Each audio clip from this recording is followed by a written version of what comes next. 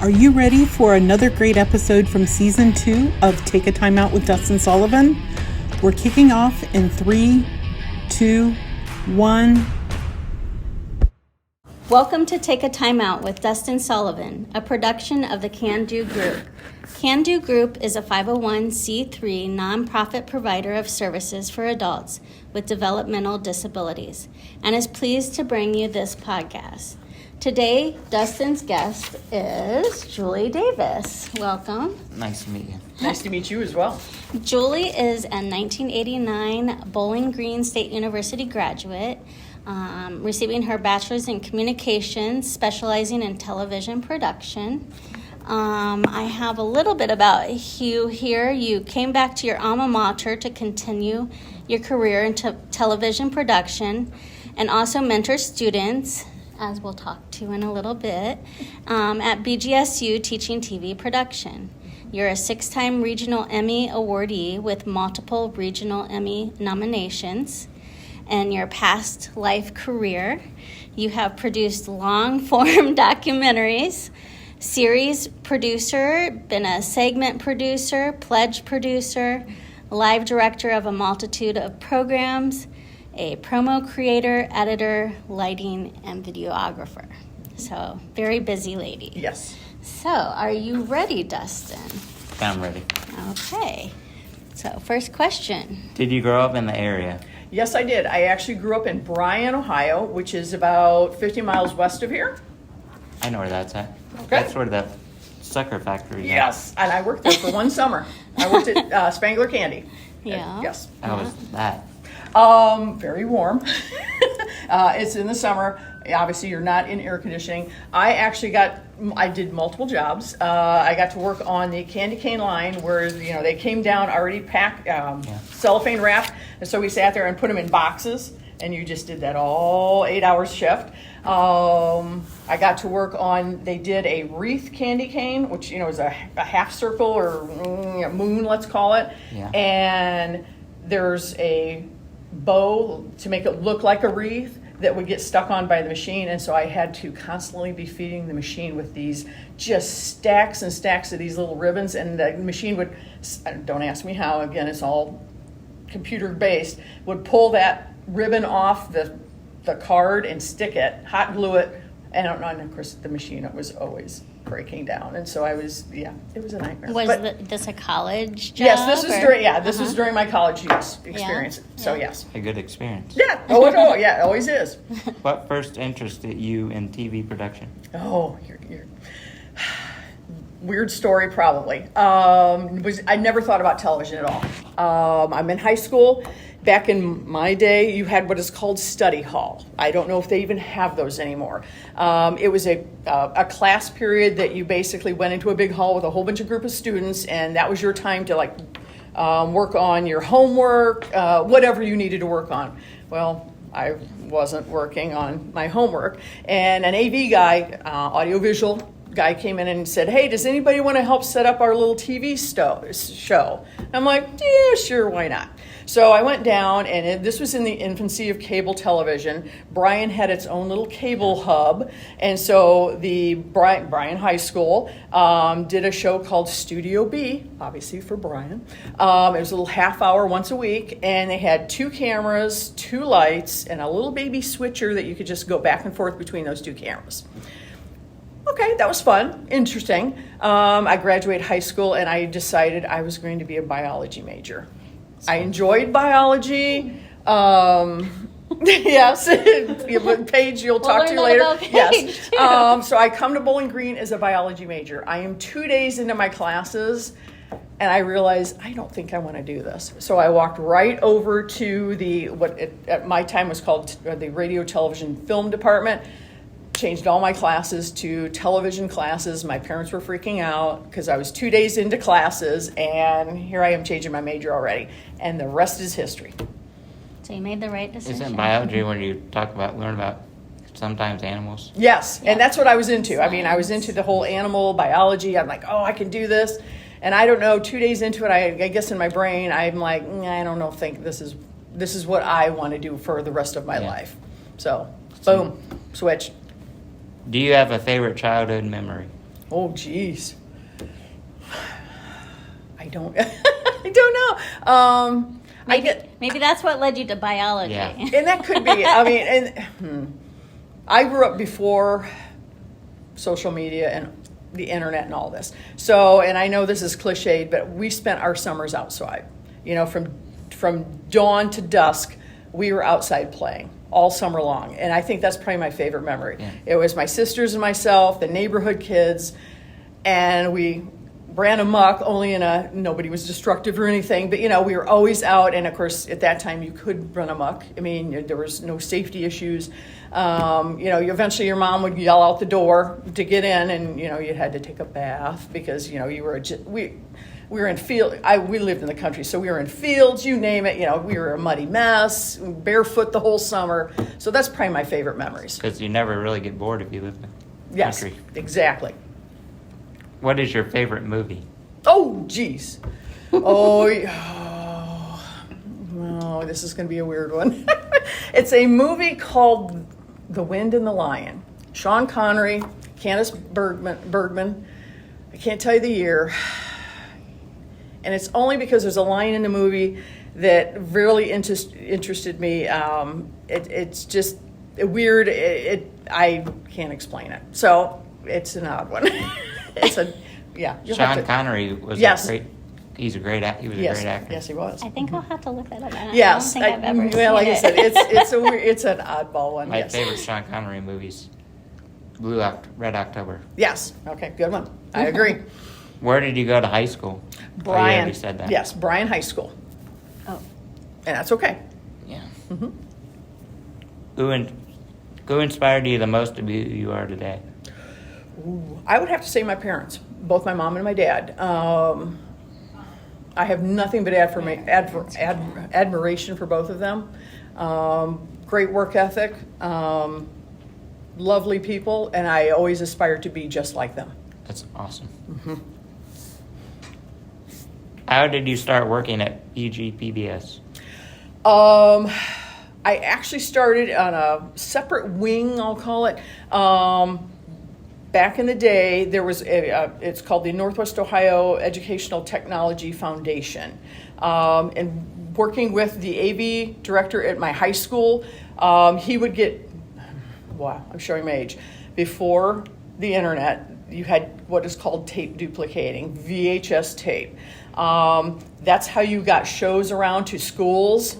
You would send tapes back and forth. This is sad.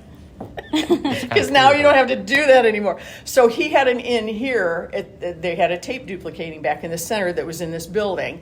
And so as soon as I came in as a freshman, of course, as we all know, colleges, you need money. I got a job there immediately and started working there, which got me into working within the station. So I started learning who people were and things like that. And then they opened it up to students, which they always have. And so I went to the meeting at the time, they would just get a mass, we're hiring students, and you had to fill out, they had like categories, camera operator, lighting, and I'm trying to think of everything else. So I just waited because there was a ton of kids in the studio, all, for like a finite amount of jobs. So I just waited till everybody had signed up, and I looked at the list that had the least amount on it, and it was lighting. And so I put my name on in lighting and got right in. That's awesome. So, Things are so much easier now. Yes, right, exactly. Why did you move to Fort Wayne, Indiana? Straight out of college, I needed a job, obviously. And they were actually hiring. Fort Wayne was a translator PBS station for the Indy PBS station at the time. Again, we're talking a long time ago. So they were trying to become independent. And so at the time, they had just built a brand new studio. The transmitter was still being built up in Fort Wayne. And so when I came in, I was the night master control operator, making $4.10 an hour. Yeah. Oof. And what was cool about that situation is because I was by myself at night, all this gear would be coming in, and all the lights in the studio, I'd pull brand new lights out of the box and put them together, and I'd hang them. And so my evenings were building lights, figuring out the cameras. I'm dating myself. Chiron is a character generator. You type lower third names in and things like that. I actually programmed that. learned how to do it, and so I learned all this. And so it was a wonderful learning experience because I was the only one there and I'm doing all this stuff by myself. You're saying you're dating yourself, but it Oh, sounds I like you am. had to learn so much technology. Oh, yes. Going from where we were to Yes. where we are now. Oh, yes, it's Yeah. changed. Because when you're so in college, Yeah. you're happy with any money. Yes, exactly. Yep, you got it. But what is Think TV? Think TV is an acronym. It's the actual call letters. It's the Dayton PBS station. It's WPTD is the true call letters. I'm going to say 20 some years ago, decided to rename themselves as Think TV. So when you still legally have to use the call letters, when we identify ourselves on air, but out in the community, they wanted Think TV because it's PBS educational, so so it's basically just the PBS affiliate in Dayton, Ohio. That's pretty cool. Yeah.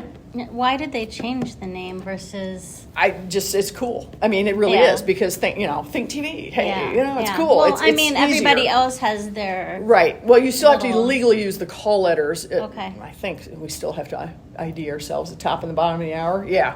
So they legally still have to. But in the meantime, it's just I was just thinking. they of just this. rebranded themselves. I never thought of this, but PBS being something satellite. Yes. Is that how we also got the call letters for radio and Yes. all of that? Yes. It's all the same. When you think the federal communications, everybody has to have somehow to to name yourself. Yeah. And so I don't know how it started. I'll be honest with you. I probably And learned why that a the long time W? ago. Anything east of the Mississippi has a W in front of it. Anything west has a K. Huh. So that's how you know where stations W are or located. a K. That's pretty cool. Yes. Yeah. So I remember that from school. Yeah. I'm going to That's one thing I go did. to the fact of the day real quick. Oh, sure. Because we were just talking about dates and dating ourselves and all of that. The fact of the day is the first prototype of a working fully electronic TV system was in 1927 by, is it Philo Farnsworth. Farnsworth. Yep. A 21-year-old who lived in Utah. So Yes. young. Farnsworth made his first successful electronic television transmission on September 7th, 1927, and filed a patent for his system that same year. Farnsworth continued to perfect his system and gave the first demonstration to the press in September of 1928. So amazingly. And also lived in Fort Wayne, Indiana. Did he? Had Farnsworth, is it television? Was a part of K-Part. I know too much about him. So, yes, That's we good. could talk about Philo. At least I found the right fact. right? No, that's great. Yes. That's good. Yep, Okay, you got it. So we what's up? continue on. All right. What kind of things were there to do in Dayton? In Dayton, well, Dayton's a bigger city. Yes, I would consider it the same size as Toledo. So, oh my, you name it. They have a lovely river walk. Of course, they have the ballet. They have the Philharmonic. Of course, there's a lot of Broadway shows that come in. They have. Close to my heart, they do a Concours d'Elegance, which is a car show once a year at the Carillon Historical Park, and so I went every year because I love old cars. That's another. That's cool. So yeah, That was a question he wanted to ask, and I Yes. said, I don't know if this person will like cars. Oh, you bet. Love so them. what is What's her? your favorite car? Old car you would. I'm partial to Cords. I love Cords. I just love the coffin nose, but I also like the Speedster with the cool tail, the boat tail Speedster. Cars are cool. Yes, Mhm. Yes. His passion is always asking this Yeah. question. Okay. What is your all-time favorite restaurant? Ooh. Oh, that's going to be He hard. already said sports and food are his thing. Oh, you got me. Favorite? Oh boy. I don't know that I have one. I There's so can many eat good foods. restaurants. Yes, exactly. I don't know. I apologize. I can't give you one. What does a mouse wrangler job entail? Okay, that was more of a joke than anything. It was. Well, yes and no. Mouse wrangling. I was working with a producer in Dayton. He was doing a show on business, and so of course business, the rat race, the whole, and he was doing a history of business or something like that. So he designed a maze. And so he looked at me and he goes, I'm going to go to a pet store and rent. And I'm like, okay, yeah, I suppose they will. I don't know. 3 mice. And I said, okay. And he goes, I'm not touching them. I'm like, okay. I grew up, again, my biology, I had hooded rats as a kid. Yeah. Lovely. They're very social. So mice, rats, I love them, right? So I said, I'll deal with it. So he comes in with this box and goes like this to me, I'm like, and I pop it open, and they're cute. They're the white mice with the red eyes, right? And they're like, oh, trying to get out of the box. So again, he's built this huge maze, and of course, we put holes in the sides so the camera lens can get in there. So the camera's here, I don't know if you're like this, and here's the edges of the maze, and there's parts in there, and of course we've lit from above, and so there's different places of ports, we'll call them, so you can put different cameras in, so you can watch the mice run.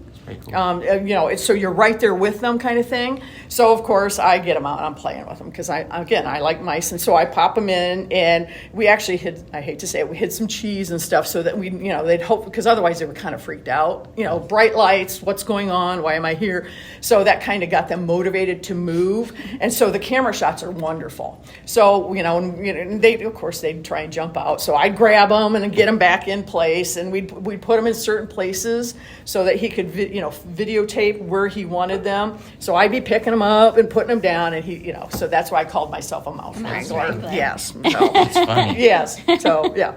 Truly a mouse wrangler. Yep. What were some of the productions called that you won 6 regional Emmy awards for? Okay. One was called Turning Fire into Ice, which was about a local glass blower out of Rockford, Ohio. Sounds cool. He actually moved to Dayton. We did that in his studio over multiple days, obviously, plus then he also had a studio over in Indiana that I can't even remember the name of.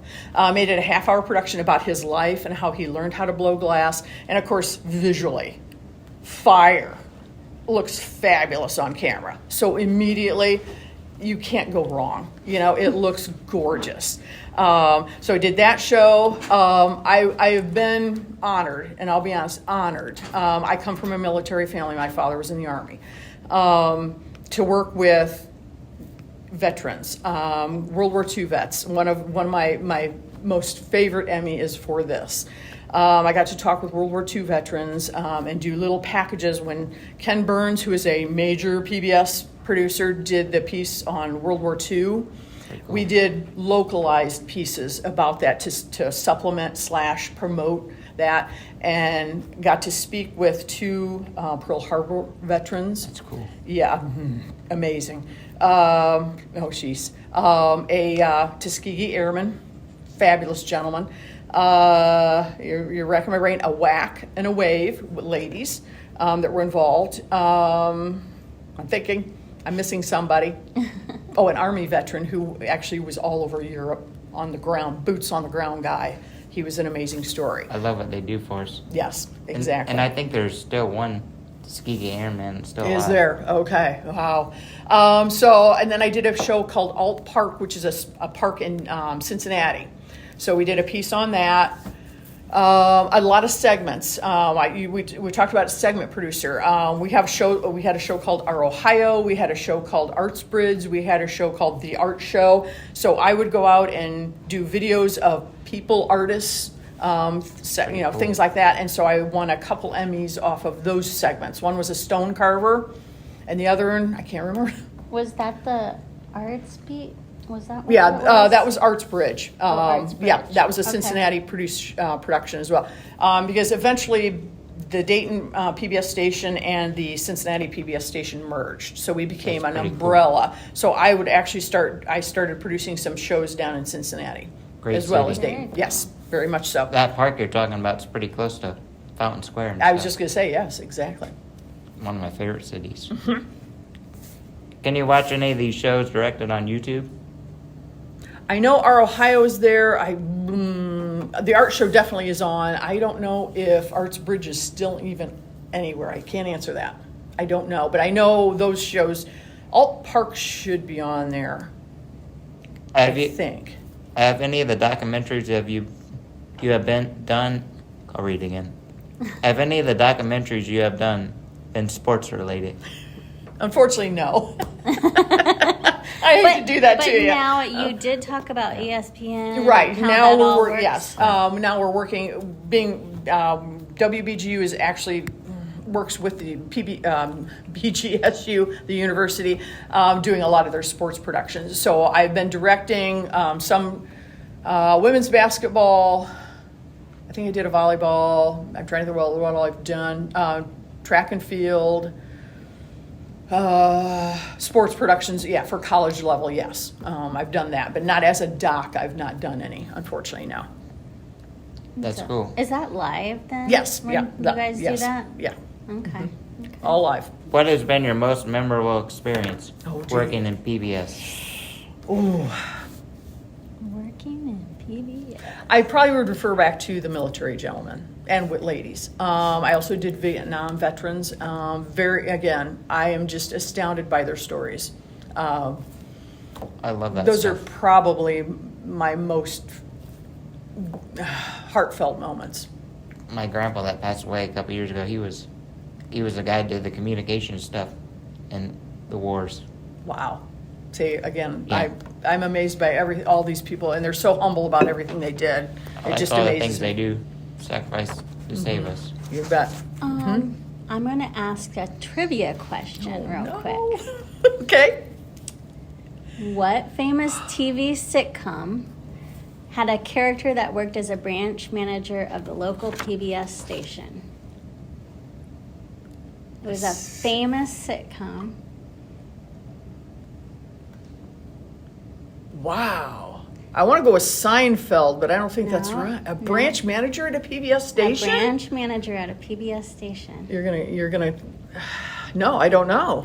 I kind of had this guess that it was a dad, so I was on the right guess. I have no idea. Dad of a TV sitcom.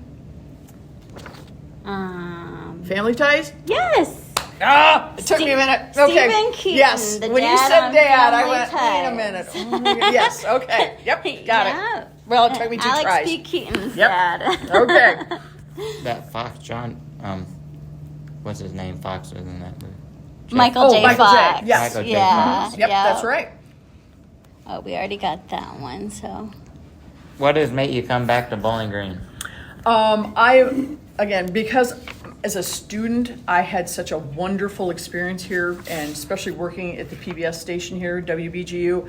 I've always wanted to get back to a campus. The energy, the students, I've always enjoyed, and I've always wanted to teach. Now, I don't have a master's degree, so legally or whatever, I cannot teach in a college level without that master's degree. But I wanted to be able to get back into a situation where I call it, I want to give back. My career I've loved. I've had a wonderful time, met wonderful people all over, and I want to be able to give back to the students that are taking over for me, that are the next generations coming up that will take over and hopefully push we call it now, media industry even further than it is now. That's awesome. Do you have any life motto or quotes to inspire your students? Not really. Just do a good job. Then don't show up late.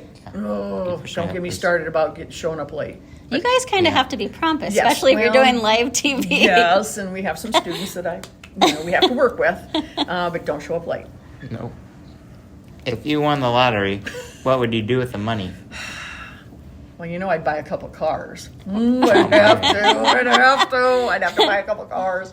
I would probably try and set up a foundation to help people, or just give charity, I think give I- out. Because again, nobody needs that much money. No. It's insane. You're right, no one needs So, those money. Look, Yeah. even though sports athletes don't need that much money. Yes, we could. That's another conversation we could have, but we won't. No. I agree. Now for the famous final question. Do you consider a hot dog a sandwich? I would say yes. Why do you consider it a Well, sandwich? because it's in a bun, Yeah. right? Yeah. You should hear some of the other ones that people have said about them. How could it Have not come be? up with, yeah. Oh, well, yeah. Okay. What else? What else you got? Well, that's it. Okay, Thank you perfect. for taking a time out with Dustin Sullivan today. It was nice getting to know you, and we hope everyone else enjoyed getting to know a little bit about you too. So, yeah. Thank you. You're welcome. That was a good interview. You were great. Thank Yeah. you. You made it very easy on me because I don't do this. I'm on Yeah. your side. So thank you. You're welcome. You're used to being behind the Yep. camera, You not bet. in front of it. Yeah. I actually do another podcast for Blanchard Valley Center in Findlay, Okay. another organization. Oh, okay. Yeah, Cool. You'll Good have for to you. look that one up Sure. too. Yeah. Hello Hancock. Oh. Another person does it with me. Okay. Perfect. Very good. You're very good. Well- Good questions. You do your yibbity yibbity. That's all, folks. Be-do-be-do-be. I'm a Bugs Bunny fan too. I'm right there with you. Thank you for joining today's podcast of Take a Timeout with Dustin Sullivan, a production of Can Do Group. This podcast is made possible by the support of local businesses and community members like you. Thank you. Want to be part of the action? You can help Can Do Group continue supporting adults with developmental disabilities by donating at www.candogroup.org.